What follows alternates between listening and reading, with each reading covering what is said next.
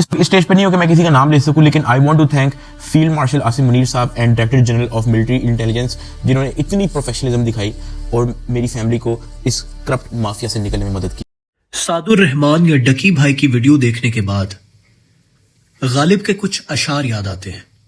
वो लिखते हैं कि इब्ने मरियम हुआ करे कोई, मेरे दुख की दवा करे कोई, क्या किया खिज्र ने सिकंदर से, अब किसे रहनुमा करे कोई।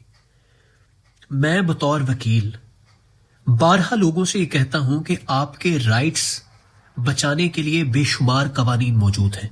या स्पेशली एक साइबर क्राइम्स का वकील होने के नाते मैं उन्हें बताता हूं कि किस तरह प्रिवेंशन ऑफ इलेक्ट्रॉनिक क्राइम्स की मदद से आप इलेक्ट्रॉनिकली किए जाने वाले फ्रॉड या अपने राइट्स की इन्फ्रिंजमेंट के खिलाफ अपील फाइल कर सकते हैं, कंप्लेंट्स फाइल कर सकते हैं।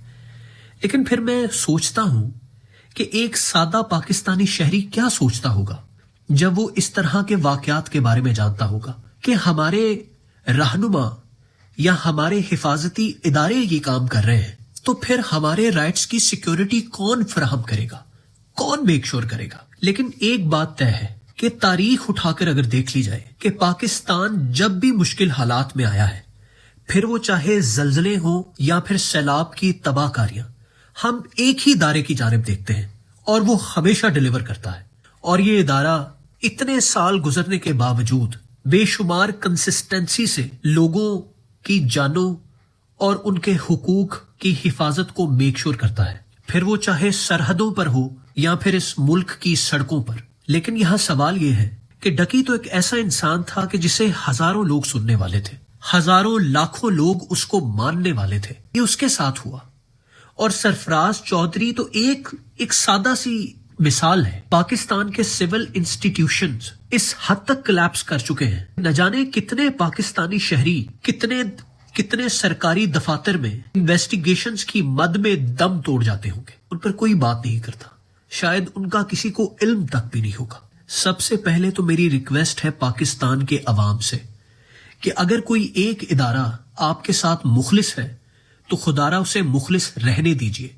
उसे अपनी अच्छी कारकर्दगी पर या फिर अपनी नेक ख्वाहिशों पर पछतावा मत होने दें। मैं देखता हूं कि गली चौराहों पर लोग ये बात करते हैं कि भाई इनका काम तो सरहदों पर है, फिर ये अंदर क्या कर रहे हैं। भाईजान, अगर ये भी अंदर ना हो तो फिर आपका कौन वाली वारिस है। आप अपनी ब्यूरोक्रेसी उठा लें, आप अपनी पुलिस उठा लें, या जितने भी और सिविल इंस्टीट्यूशंस हैं वो इस हद तक करप्ट हो चुके हैं कि आपने अपना छोटे से छोटा काम क्यों ना करवाना हो, आपको स्पीड मनी लगाना पड़ता है, आपको चीजों को मैनेज करना पड़ता है अंडर द टेबल, वरना आपका काम नहीं हो सकता।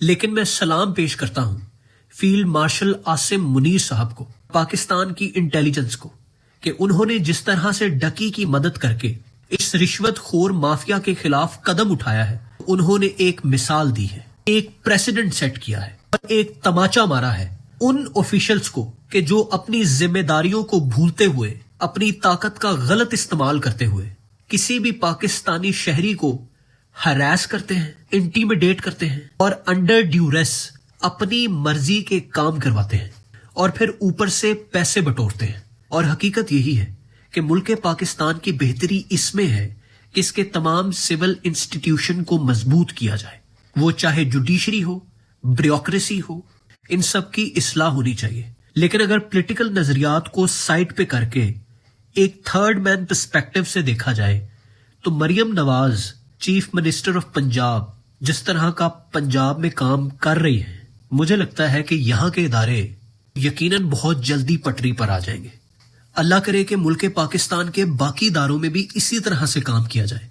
और मुझे यकीन है कि जब तक पाकिस्तान की आर्मी इसी तरह से अपने अवाम के साथ मुखलिस है, वो दिन दूर नहीं कि जब इंशाअल्लाह हर सिविल इंस्टीट्यूशन मजबूत होगा और अपनी जिम्मेदारियों को आसान तरीके से सर अंजाम देगा। क्योंकि अगर ऐसा ना हुआ तो हम अपने घर के छोटे छोटे मसलों के लिए बिग ब्रदर के स्टेप इन करने का इंतजार करते रहेंगे।